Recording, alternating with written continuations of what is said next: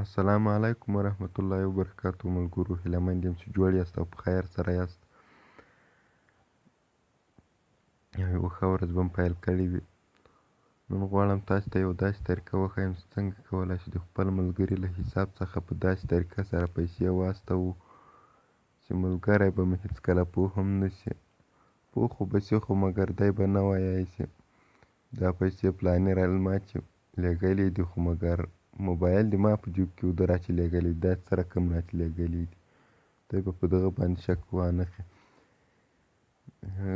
هیله مند یم چې ویډیو تر پایه پورې وګورئ او ویډیو به مو د خوښې وړ وګرځي او زموږ چینل در سره سبسکرایب کړئ او صفحه هم لایک کړئ در سره.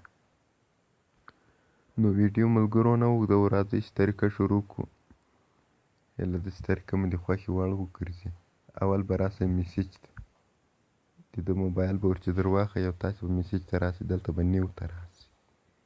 فرض مثال د ما د روشن سیم کارت ته زه روشن ته رالېږم.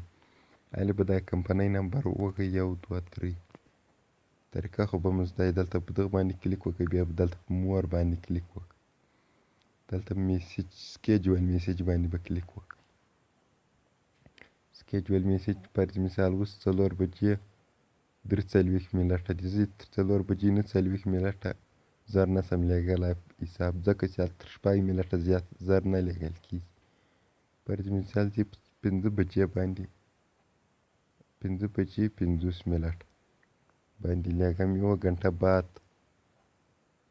دلته به دغه ووهئ، تاریخ خو هغه د په ټیم د کوم سبا ته لېږلی دا به دی ووهئ. جنوري نن 9 ده، په 9 تاریخ فرض مثال چې په 8 تاریخ باندې لېږم. نو دغه به دغه انتخاب کړئ، دلته به دا ډن ووهئ، دلته به چې ووهئ، دلته به دا خپل نمبر او د پیسو طریقه دلته ووهئ. فرض مثال چې دغو نمبرو ته لېږم 4 40 1 10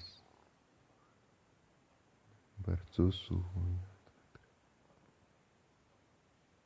فرض مثال چې تاسو ته طریقه درښیم چې لېږم نه. فرض مثال زه 50 روپۍ لېږم 50 توبه، دلته به ټي او واله کېږي، ټي او. هغه طریقې ته باید تاسې ګورئ. هیله ده چې ویډیو مو د خوښې وړ وګرځي. ما یې صرف د طریقې درښول دي، عملي کول او هغه کول یې په تاسې دي.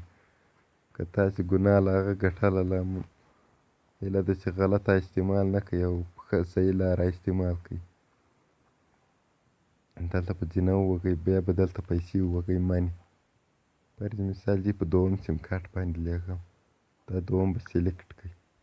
بس وینئ هغه ته پیسې روانې شوې، وینئ هغه درته لیکلي سکیجولي ټکسټ میسج 5:50 o'clock.